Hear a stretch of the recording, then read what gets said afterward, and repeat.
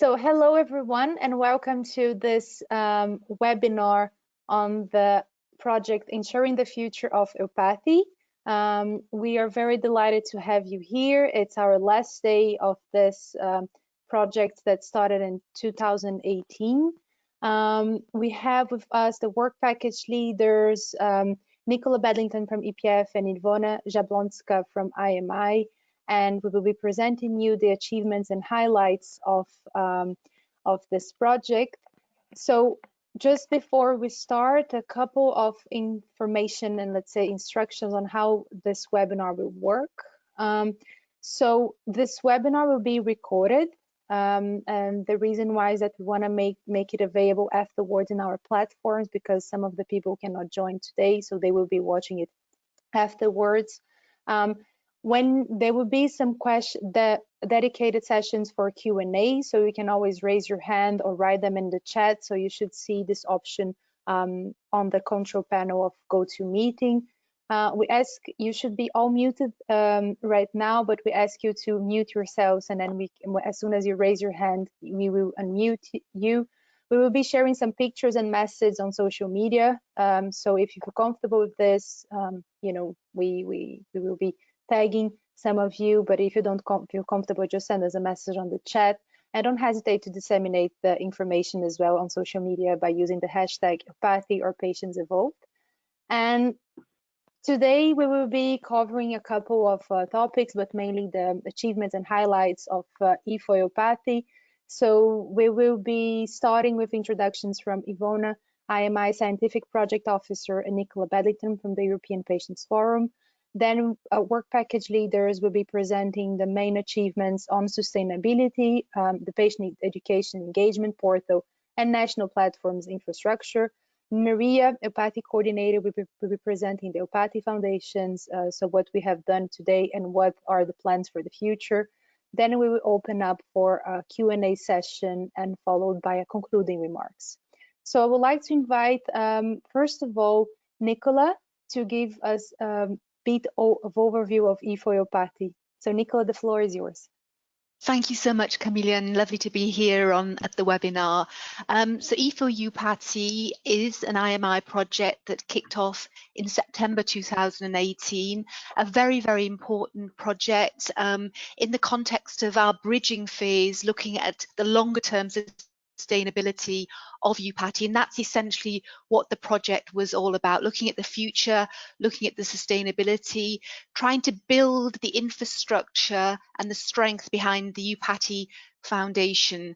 It was again a very, very successful public-private partnership composed of 12 partners, and a big thank you to everybody who was involved and put a lot of effort into ensuring that this project really is a success. And the evidence you'll hear this afternoon from our various speakers, we will actually wind up with a presentation of the EUPATI Foundation, which of course, as many of you know, was launched at the beginning of this month, and Marie will tell you all about that. And this project has been instrumental in allowing and enabling that to happen.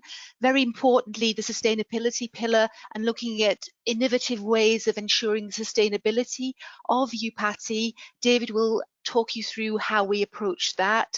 A very exciting new portal that was launched at the beginning of the summer, really making it as user-friendly for anybody who wants to really benefit from all of the dividends of EUPATI, the toolbox and so on, and making sure that it's, as I said, as user-friendly as possible. And Kay will talk to you through the thinking and the achievements in that domain. And Caroline will look at the EUPATI national platforms and how we've tried to think about the national platforms in terms of their sustainability and their critical role with regard to the grassroots perspective on driving EUPATI forward. So an interesting afternoon, I think, and without further ado, I'd like to give the floor to Ivona to give a little bit more from an IMI perspective. The floor is yours.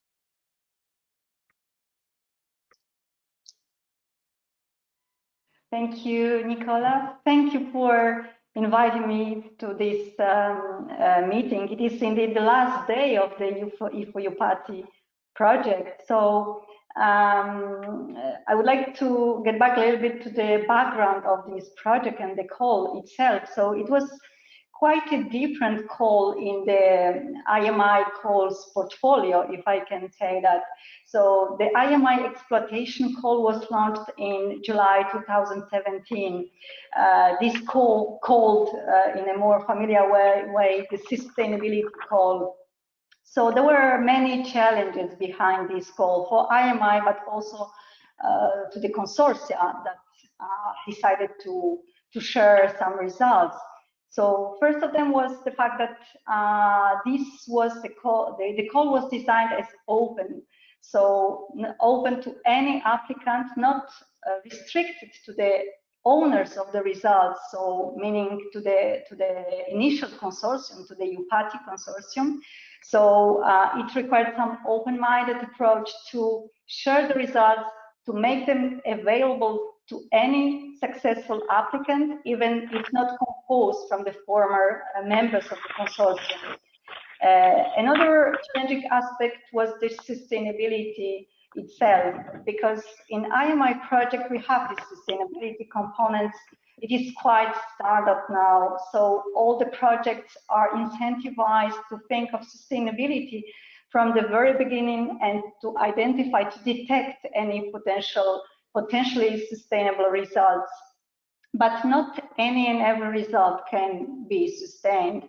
So to have this potential of sustainability, the result must be of interest to end users, a number of end users, and be attractive enough to get them ready to contribute, to pay, to benefit of a result or a product, and in the same time to make it accessible, available, and existing to the scientific community. So in the context of these challenges, the EUPATI project emerged. EUPATI project to sustain the EUPATI project results.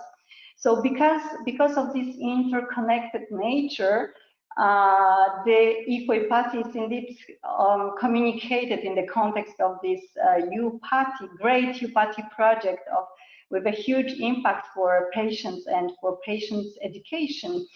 And I'm extremely curious to listen today to the EUPATI project achievements, which is a kind of a small project from the financial perspective, but not so small from the partnership, from the involvement of stakeholders, because 12 partners involved representing industry, academia, and patients. It's quite a significant commitment.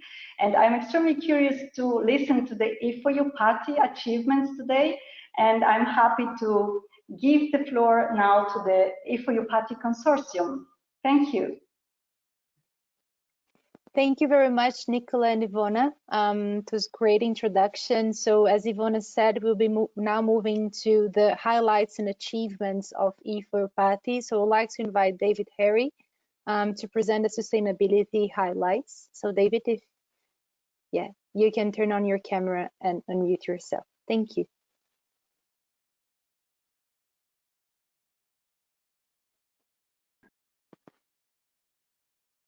Thank you, Camilla. Do you hear me? Yes, we do. And we can see you. Thank you. Thank you. I would like to present what Work Package 2 has achieved. Its objective was to develop the sustainability and business model a bit further and to start implementing what has already been developed within EUPATI, to start its implementation and push the sustainability pillars forward as much as we could during the project duration. Next slide, please. I'm sorry, on this slide you see the sustainability pillars. Go back, please. Yes. The blue ones, the blue pillars, the pillars in the screen with the blue border are the pillars that are fully implemented, and the red ones are new pillars that are currently ongoing or in preparation. Next slide, please.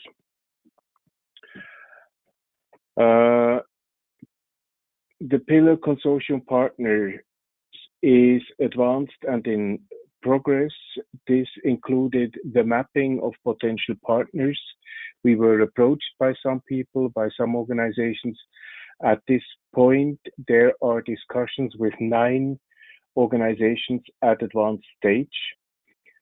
New partners have joined under the EIT Health Grant. And these new partners are a medtech company and 2 universities.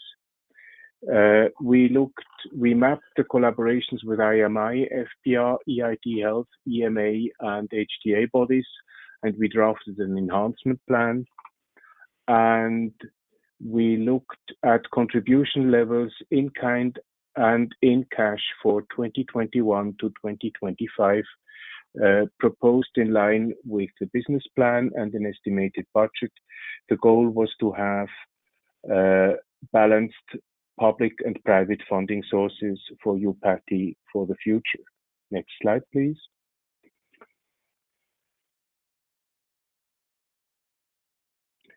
The fundraising pillar is at advanced stage. We established the donations website for donations, one-time donations and monthly donations. People can do that on this website. We initiated a second fundraising campaign during DIA Europe, the virtual conference in June. And we defined a fundraising strategy for 2020 to 2021, including a Friends of EUPATI group for individual supporters of EUPATI. Next slide, please. This is the matchmaking pillar, which is in preparation. We have developed a matchmaking platform concept supported by the EUPATI partner Find Me Cure. This platform will be supporting patients and patient organizations to effectively identify suitable stakeholders for patient engagement activities in medicines R&D and vice versa. We developed a business model for this pillar, and we recommend that the support and mentoring for stakeholders to be included. This is an important addition we came up with, and the platform, the matchmaking platform, will be launched in 2021. Next slide, please. This is the on-demand patient expert training course, which is in progress. We redesigned the course and implemented a new online learning management system supported by the EIT Health Grant. And the launch is happening tonight, I understand. It's not a full launch, but it starts tonight. It will include the widening of the EUPATI course scope to a digital health and medical devices section initiated under the EIT Health project with new partners. We also started collaborating with the MedTech 2020 conference, and we developed a communications plan for promoting and marketing of the on-demand course. The entire course can still be completed entirely with face-to-face training, resulting in the EUPATI Fellow Certificate. So the old training model is still available, but the future model will allow more targeted and will allow people to do a little bit more pick and choose, cherry picking from what is available in the training. Next slide, please. Finally, the projects and grants area pillar. This is also ongoing. We investigated funding schemes from IMI, EIT Health, and Horizon 2020. We submitted 3 grant applications, 2 in Horizon 2020 and 1 in EIT Health for 2021 and beyond. They are listed here. I'm not reading this out. we are waiting for replies. There is also third-party involvement in 2 proposals and discussions with 5 more proposals ongoing. Next slide, please. The fee-for-service training to all stakeholders, this one has kept us quite busy. This pillar is at advanced stage. We piloted a EUPATI fundamentals training in November 2019, conducted 2 trainings already in 2020, 1 more is planned for November. Per course, we expect 25 participants from academia and industry. We developed a fundamentals training for academia, which was piloted this month with the EU Pearl Consortium. We started developing a EUPATI Essentials training in April 2020. It will be finalized in 2021. And we piloted an in-house training in April 2020 with 3 trainings conducted in 2020, 3 more planned this autumn, where we have approximately 25 participants per course and mainly from industry, or all from industry. Next slide, please.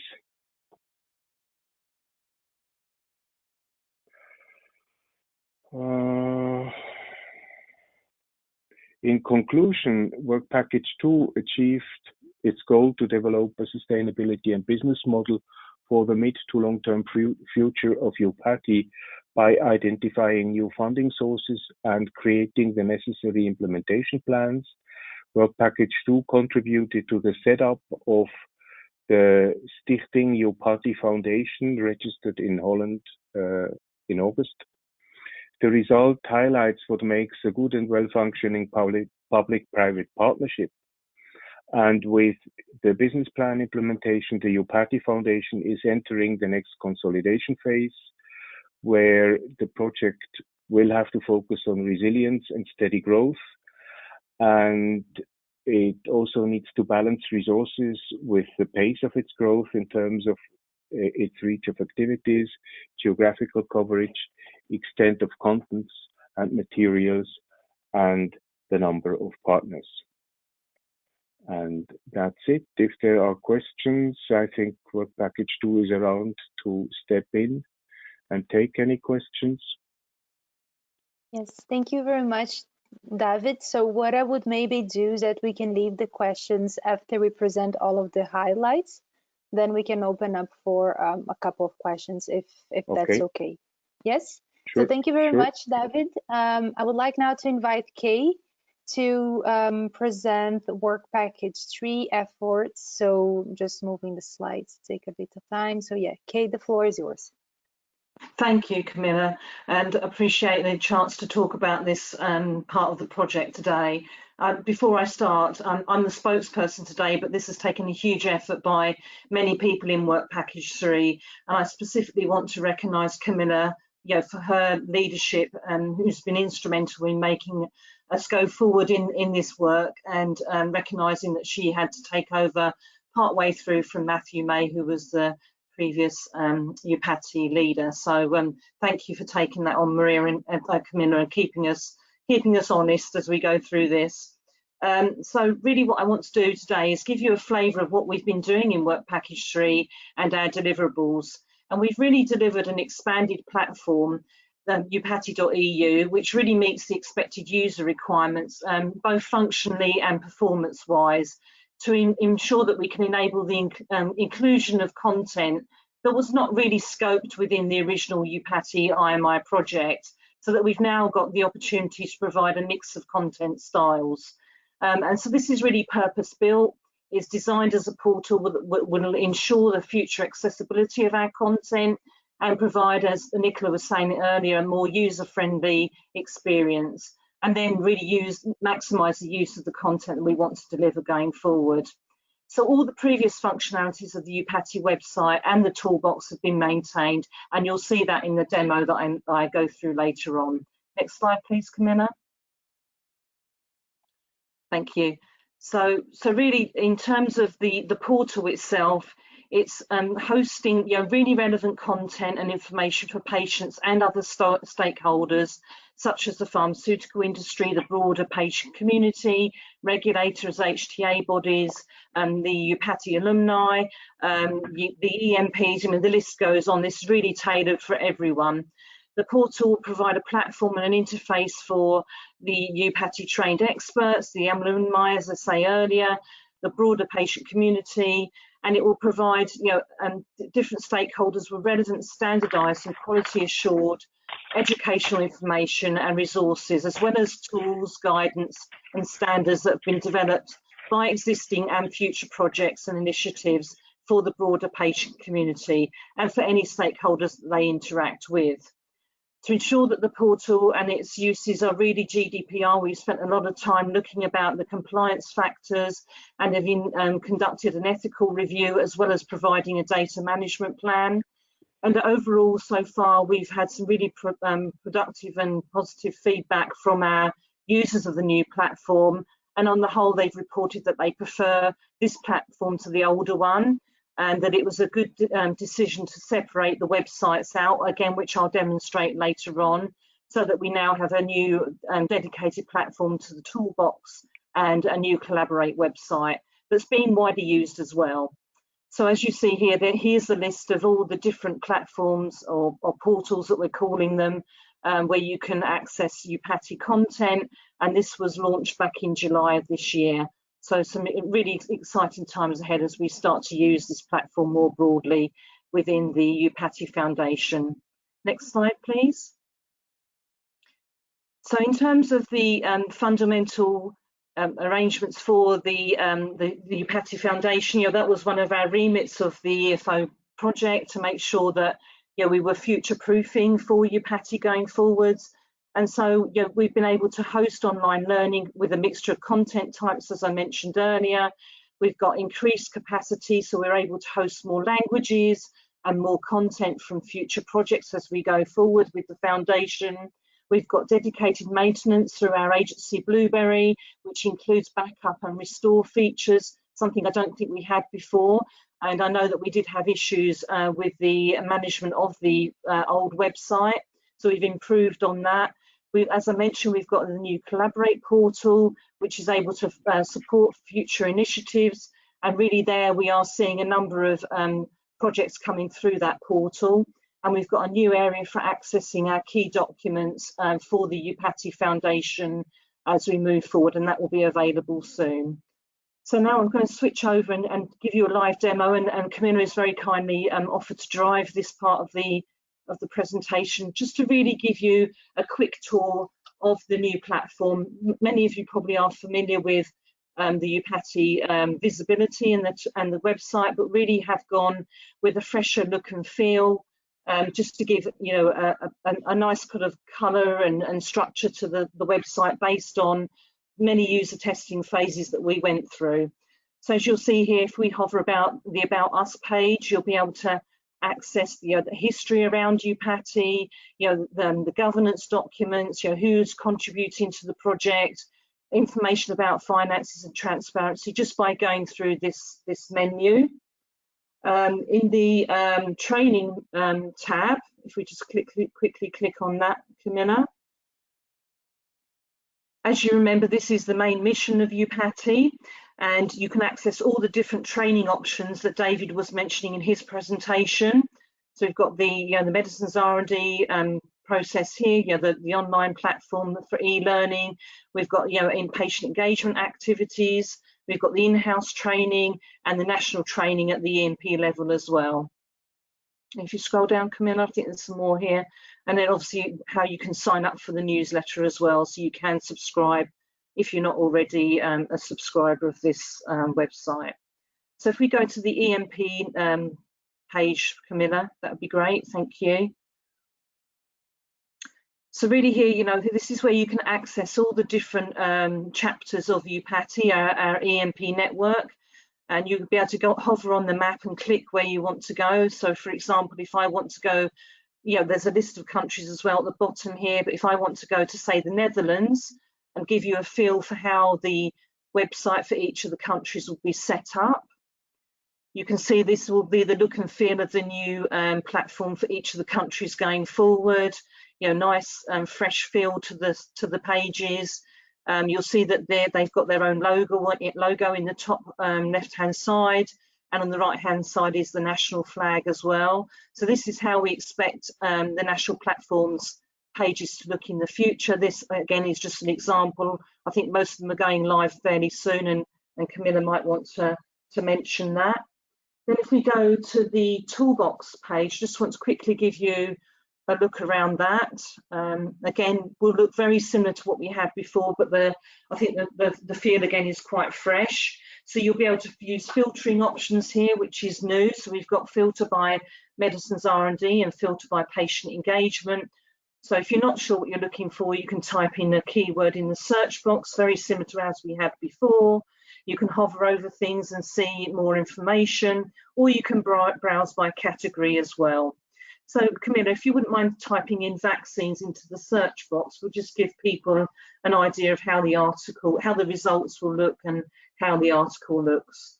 So here you go, you've got all the results from the keyword search on vaccines.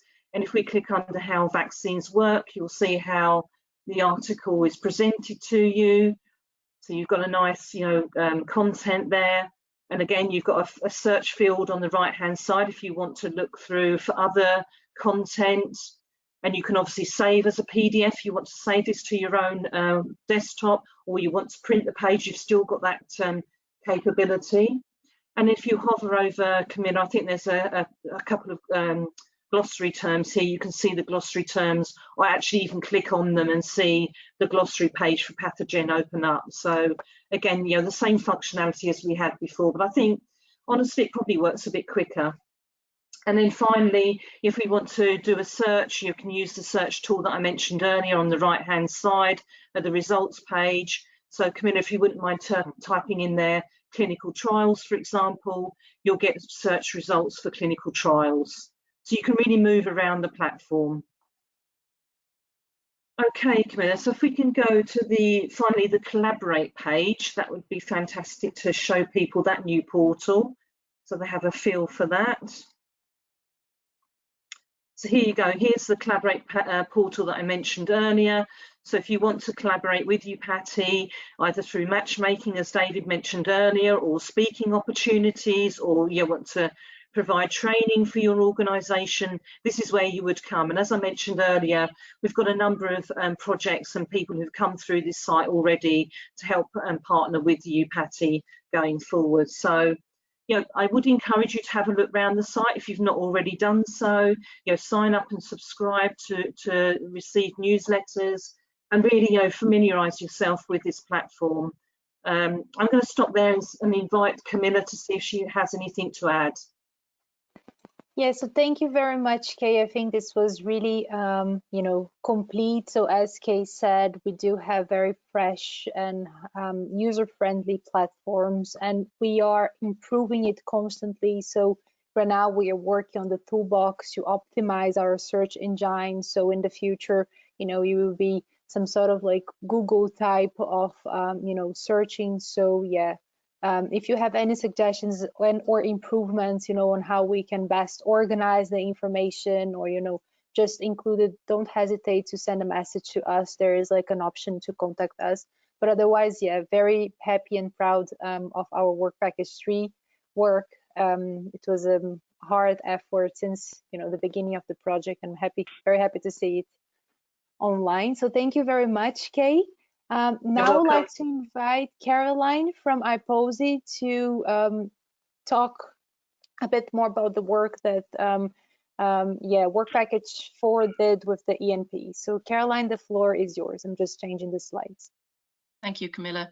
Good afternoon, everyone. And similar to Kay, I'm simply a spokesperson here today. I must first of all pass on apologies from my colleague, Dr. Derek Mitchell from EUPATI, who is hosting a parallel event for EUPATI right now and could not join. And also our co-lead on Work Package 4 ABFI and our partners. I'm also presenting on behalf of all of the ENP network. So just a quick reminder first, what had we what was our purpose in Work Package 4? Actually, the title of Work Package 4 was the EUPATI National Platforms, and we aimed over the 2 years to strengthen the coordination of the network by promoting collaboration, knowledge exchange, and sharing. Now, we had a series of objectives and then kind of tasks and deliverables to get that work done. The first objective was to establish and maintain 3 regional groups of ENPs as a mechanism for further ENP integration and development. And actually, the initial starting structure 2 years ago was something we inherited from the previous projects, but it helped us get up and running. But during the course of the project, we actually had a change here in the mapping. We had a revision of the regional structure, and that was really building on, to be honest, pre-existing strong relationships within the regions. There was this slight reshuffle during the second year. Now, the second objective was the knowledge sharing and exchange between ENPs. And here I'm going to tell you what we did on a day-to-day basis, but then I'm going to go into some of the actual tangible outputs as a result of that share and exchange. So we started off by preparing regional work plans, and they were very fluid. They were really just setting down a basis on which the regions as 3 separate groups could work together, but also that we could get some cross-regional work done. And I'm going to give you some nice examples of that. We, of course, had face-to-face regional and cross-regional meetings. For example, a highlight would be the ENP AGMs, where people had that opportunity to network. And we had 42 formal telephone conferences. There were many others that occurred in a more informal, ad hoc manner. A very important part of sharing and exchange are the ENP EUPATI newsletters. Actually, the September edition was just released today, and I'd particularly like to highlight the highlights issue that my colleague Gemma Killeen prepares, which gives you a snapshot of what's going on a year-to-year basis. Next slide, please. So I'd like to just give you some highlights then on tangible working together. This is actually a nice example of something that all of the regions work together on. So one of the common themes that appeared in all of the work plans for the 3 regions was the difficulty that the ENPs often face in trying to explain EUPATI and the ENPs to potential stakeholders. And actually Region 3, which had a small pot of funding, as did the other regions, decided to dedicate its funding to this cross-regional initiative.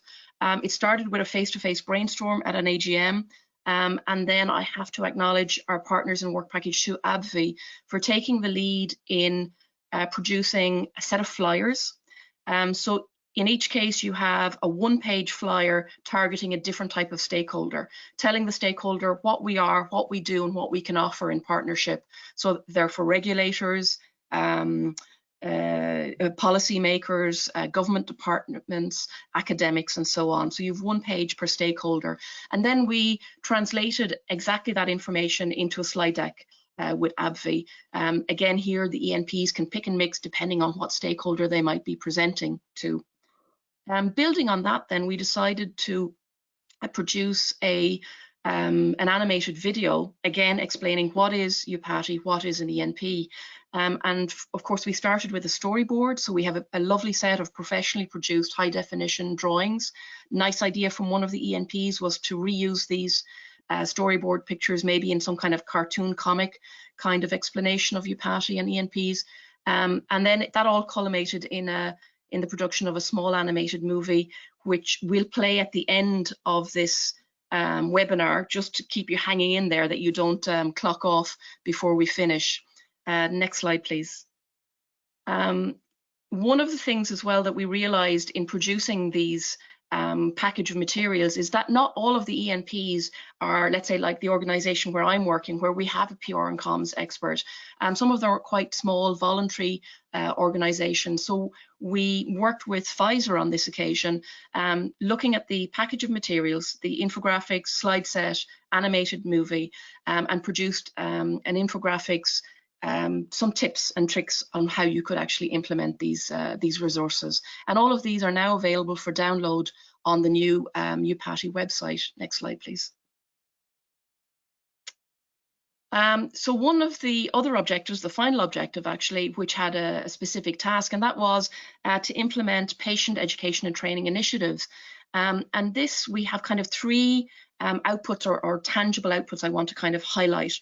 The first was we did a survey across all of the over 20 ENPs, asking them what exactly is going on in your ENP, in your country, in terms of patient education and training, going from translation of toolboxes, running mini courses, a full EUPATI-like expert training course, patient forums, so in a very broad sense. And we updated that report a year later. And so this was a great resource now to share and maybe to update and have future editions. The second thing we did was we started putting together a repository of patient education and training materials, taking the Irish course at EUPATI as an example, because they were the materials that we had on hand and in English. I must say that one of the additions to this, apart from the EUPATI templates, guidebooks, MOU documents, so really we put together a structure. How would you run a course, the kind of files that you need. Within this repository, we've put examples from the Irish course, but what we've also added, a great resource from the Dutch team here, which is that they painstakingly took the EUPATI material and copied and pasted all of the modules into the English language, so they're available as Word documents. So a great starting resource for any ENP who might think of then translating that material and then contextualizing it into their national situation. The other thing we did there then was we had a series of discussions with our Dutch and Italian partners, because in addition to Ireland, these would be the three countries running full EUPATI-like training courses. We reviewed the repository, the structure of the repository and the content handed over by EUPATI, and we put together a small kind of, again, tips, a guide to setting up a course. So if a country, for example, I don't know, Portugal tomorrow has the idea, you know, what would be involved, they can look through this infographic and see kind of the main steps. I would add here a comment which was made, which is not on the infographic, which is that you don't see the amount of time in each step. So that would be a further detail. And finally, for the third objective, I want to highlight something we did with the EUPATI fellows and the graduates of the Irish course, because a great resource that comes out of these trainings, mini courses and so on, are the expert patients. So we surveyed them with respect to their engagement with ENPs. So we weren't going in the direction of the quality of the course and so on, because EUPATI and EUPATI do that separately. They test the quality of their course and feedback. But we were looking at how could we better engage with these fellows once they are released after the course, so to speak. And what we've done here is, again, based on the responses of the fellows themselves, put together some tips on how ENPs might better engage with those people. Is that my last slide, Camilla? Yes, it is, I think. Yes, oh my God, this never happens. I'm actually on time and have a few seconds to spare. So thank you for your attention. My apologies if I spoke too fast. It's an Irish thing. And I look forward to your questions in the closing session. Thank you. Thank you very much, Caroline. Really great work with the national platforms, and I think all of these resources, they are already being used by most of the ENPs, so we just hope that, you know, they're going to be using it even more. And it's great, the video that you have actually produced, because now it is another way for us as well to present EUPATI, and we were kind of missing this resource, so it was very, very useful to have this video. So right now we do have a couple of minutes for a couple of questions before we move on to the EUPATI Foundation section. So we did receive a couple of comments here on the Q&A. So just one, maybe a clarification on the toolbox. We are still working on the search engine, so it is working, but it's not yet optimal. So right now we are working with Harry and Blueberry, so the developers, who have to optimize actually the search function, so it will be more accurate when it comes to the term that you have been searching. So this is a progress that it's ongoing, and we hope to have it, you know, ready in the following weeks. So right now, yeah, if you have any question, please type them in the Q&A or just raise your hand and we can unmute you so you can ask it orally.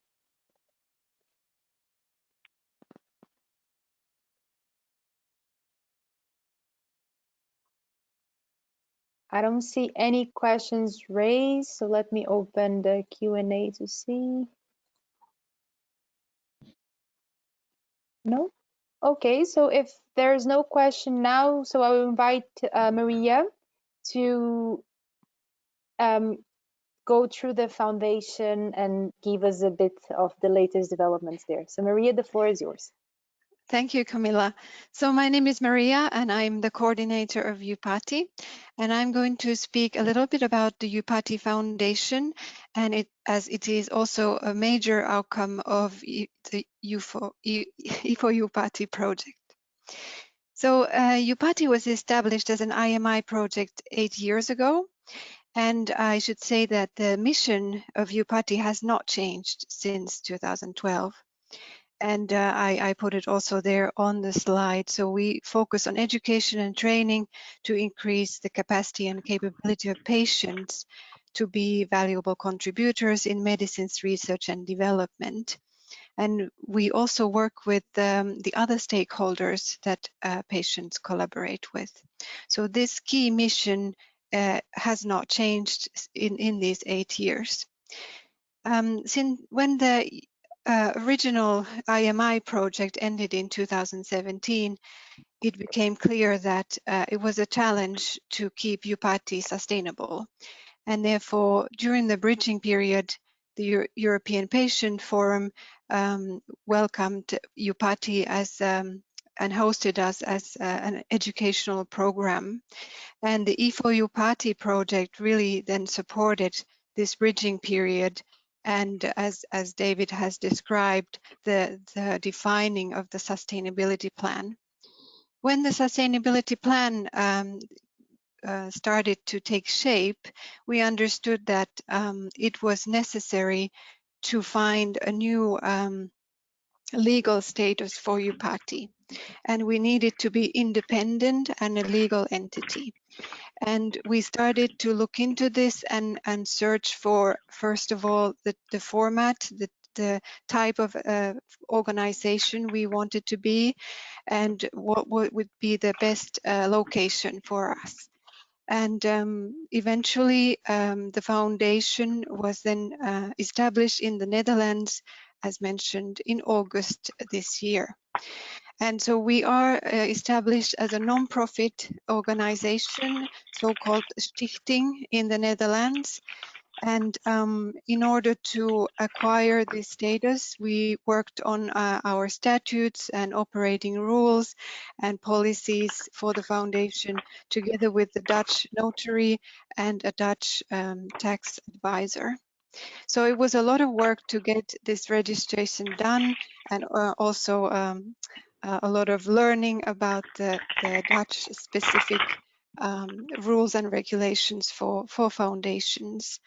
But we have now the good news that we are established. Next slide, please. And so the foundation functions as a public-private partnership. We currently have 27 partners, both from industry, patient organizations, academia, and non-profits. And as also mentioned here earlier, we also have a very close link to the national platforms, the ENPs, and they are also part of the partnership. Next slide, please. The foundation is focusing on these 4 key areas, and I'm not going to go into detail here as we have heard a lot already.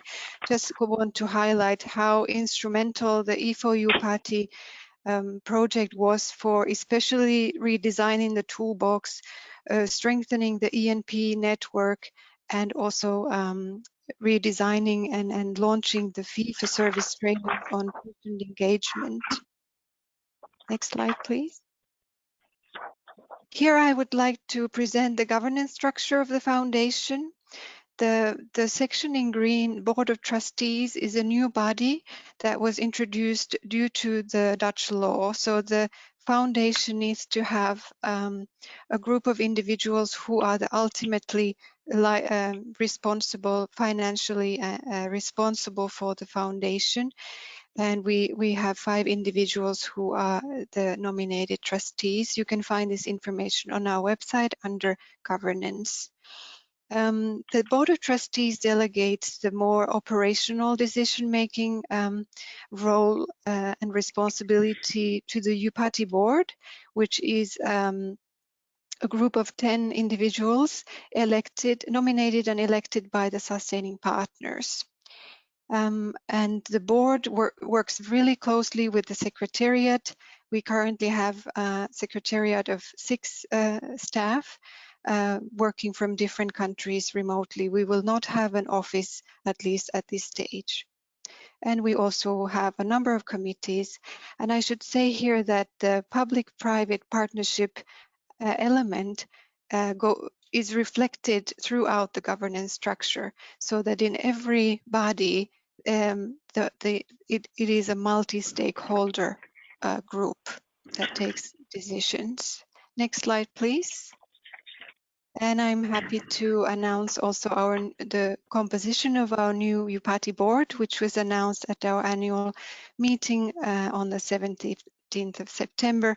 And as you can see, our chair is Anders Olausson from EPF and our co-chair Kay Warner from JSK. And you can see that the public-private partnership element is also reflected in how the seats are distributed. And you can find more information about the governance and about our secretariat and about our foundation on our website. Thank you. Thank you, Maria. So thank you for introducing the EUPATI Foundation and the latest developments. So as you've seen, there was always close connection between the outcomes of EUPATI in the setting up of the foundation. So I would like to invite work package leaders all now to unmute and turn on their cameras, because it would be the session dedicated for questions and answers. So we do have already one question here in the chat box. So let me just open the question. So I think, Maria, this question would be more for you. So do you have directors and officers liability insurance, DEO, in place? We are working on this. I was just speaking to somebody this morning about this, as it has been requested by our trustees, and it is going to be in place. Okay, thank you very much, Maria. So we don't have any other question at this stage, so we'd like really to open the floor and feel free to answer any questions you might have on the EUPATI project or also the foundation. So it is the time. We have 5 minutes a bit around to go through your questions and answers, so don't be shy. It is your time now to ask us questions.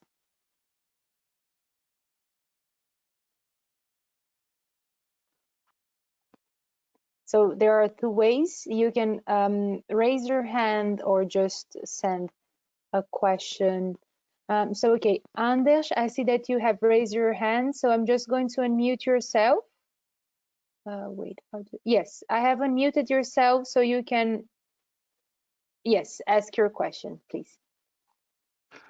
Okay, no, I don't have, thank you very much, and I don't have any questions. I just want to say that I'm really impressed when I listen to this. I was impressed by EUPATI before, but now when I'm listening to whatever has been done, the transition period from the beginning what EUPATI to the EUPATI is today, I'm really impressed, and I'm so happy and grateful for everyone who've done so much hard work in this effort, and I'm humbly very, very proud to be part of the continued work, and I feel really, really happy today. So thank you very much. Thank you very much, Anders, and we are very lucky as well to have you on board as our chair. And yes, indeed, it was a lot of hard work, and without EUPATI, I mean, I'm pretty confident that we wouldn't be here. It was a lot of achievements and highlights, and as I think all of us have tried to say, it was a collective effort involving partners and bringing their best expertise to make sure that we deliver something that it's you know, in a quality way, and it's in line as well with our mission in the future. So thank you. We've just received another comment. Let me just open the Q&A from Florian. So you know, Florian, you are an EUPATI fellow, if I'm not wrong, and then, you know, I don't know how other EUPATI fellow trained people feel, but I'm really over the moon happy that you made it become the sustainable entity. So yeah, thank you very much for this comment. Any other questions or comments? I think, Jenny, you've asked a question here. Yes, so we have one question on how will EUPATI sell the model to academia. So maybe I can invite Work Package 2 or Maria to answer this question.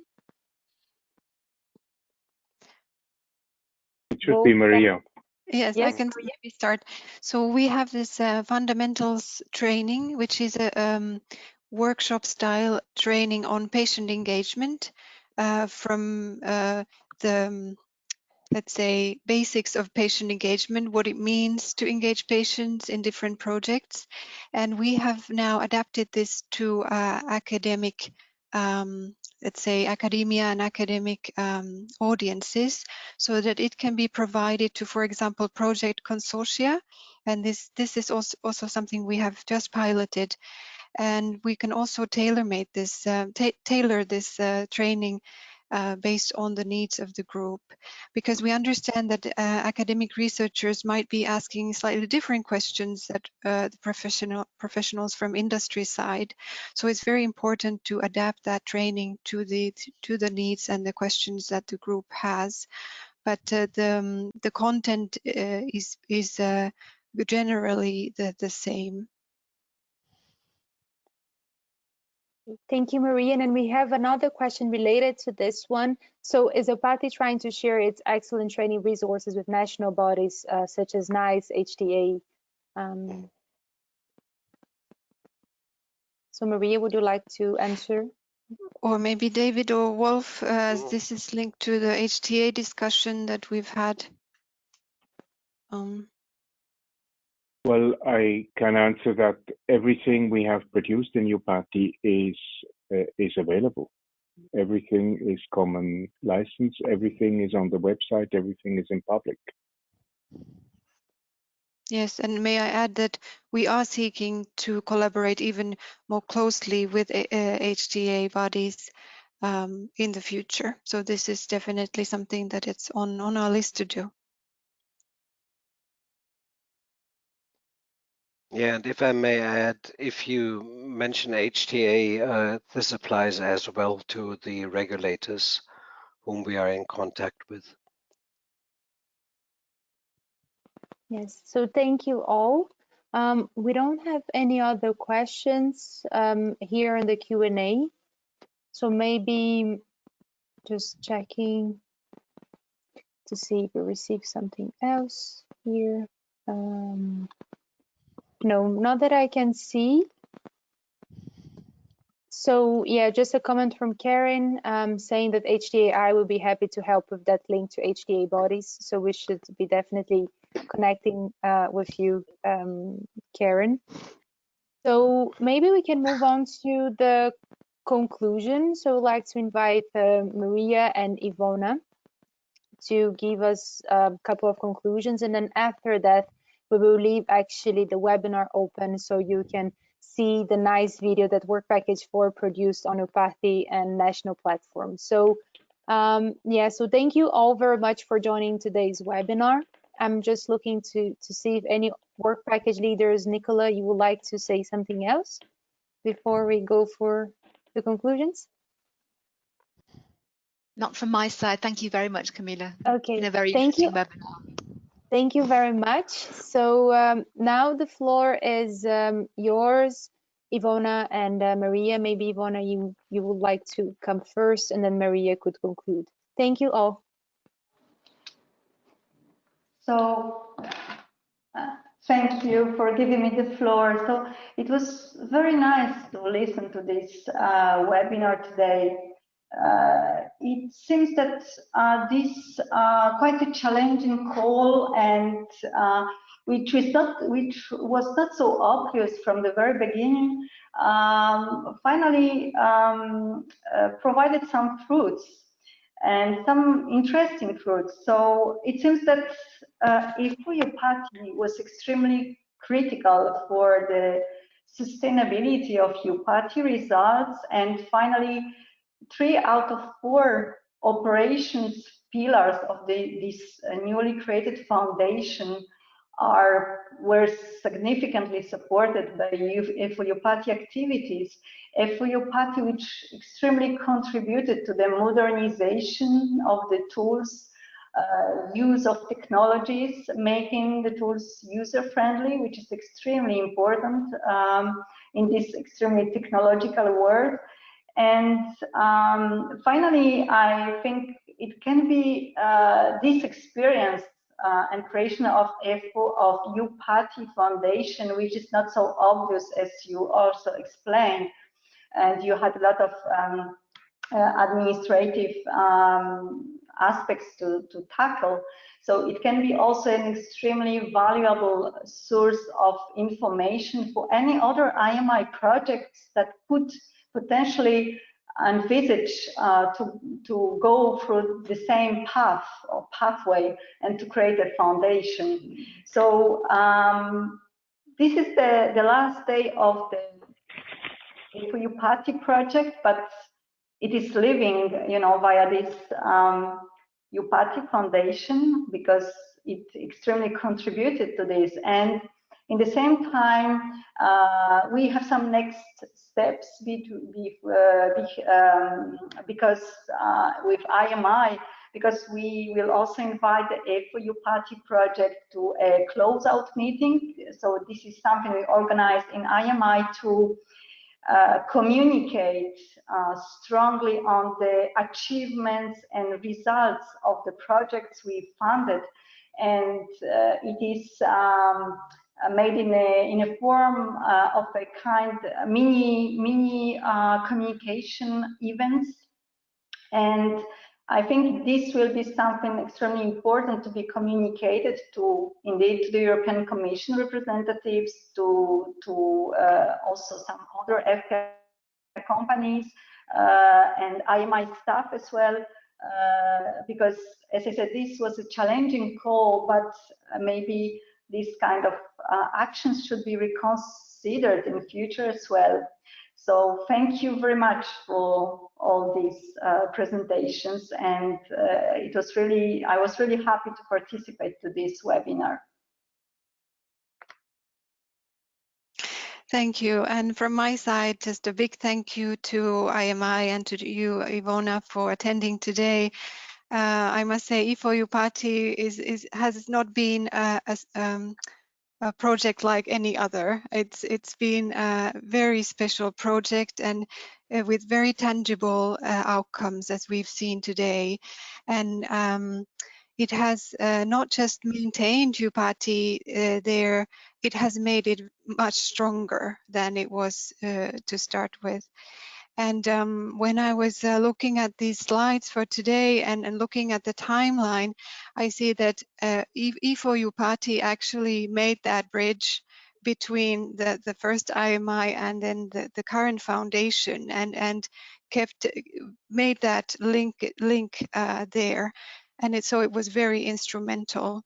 And we did meet some challenges on the way, of course, but I would say that big thanks go also to the entire consortium, who worked a lot and relentlessly, long days around the deliverables and the tasks in the project. So I would also like to thank everyone who has contributed.